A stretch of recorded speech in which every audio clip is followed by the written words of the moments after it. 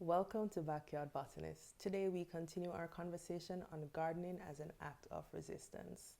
And I have an extra special guest for you today. If you've been to my events, you'll recognize her, and she's usually holding a camera.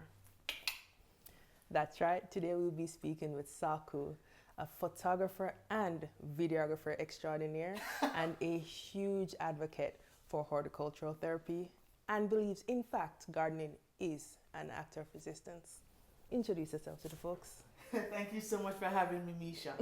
Well, my name is Saku, and I've been dabbling. Okay, let me tell you the story of how I became a photographer. I used to own a tech store in Jamaica. Once a customer brought a camera to me, and I purchased it, and for some reason that was kind of before the content creation and stuff like that. So they brought the camera to the store, but for some reason I couldn't get the camera sold. Like, nobody wanted to buy it. Because it was yours. Apparently, right? I said to myself, you know what? I'm just gonna take that camera, take a couple photographs, just for the fun of it. I started doing that now. I said, oh, I'm not too bad though. I kind of like this, because like, whilst it is that my education has been in psychology, I have always been a creative at heart. So I got this camera, started messing with it. To me, the pictures look fine. They weren't all technically correct, but this image looked good to me. So I went to get certified as a photographer. And to be honest, it's just been a wrap from then. Yeah. I've done music videos, personal events, Well weddings. known in a dance hall space in Jamaica. Yeah. Besides that, I'm a chill person. I like to be out in nature. I like to be connected with earth, with the ground, planting, going to the beach, going to the lakes. There's nothing that is more gratifying than having photo shoots deep in nature. So yeah, that's kind of me so far. Photography isn't just about the end product, it's also about the experience. And I have found that when clients are in nature and are outside, there's just an experience and an ease to the photo shoot that I just don't have to provide.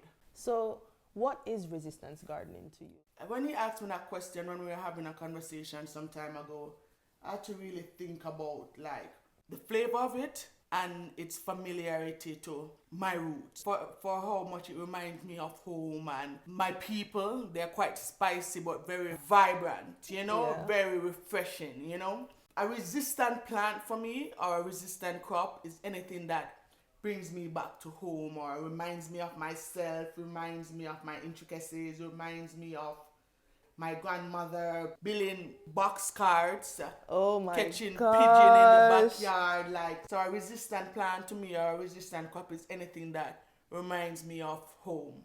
Yeah, absolutely. I resonate with that one a lot. Okay, so the people actually want to know, what is your resistant crop? My resistant crop, as I mentioned earlier, is the one and only Scotch bonnet. Yeah, I've tried to go with so many different crops, but Scotch bonnet is just the one that I have all the luck with. I will send my friends seeds, because I have some friends here and they saw my crop last year and they asked me for some seeds. And Absolutely, I that sent was it all over to them. Some are having luck, some haven't had much luck so far, so I have to send out some more. But for me, the Scotch bonnet is just that thing that if I don't get that Scotch bonnet heat, it just don't feel. Don't hit. Yeah, it just not slap. You know what I mean? Yeah. So habanero can't do it. The Carolina Reaper can't do it. It just doesn't have that heat but flavor also. That smoky, fruity flavor, absolutely.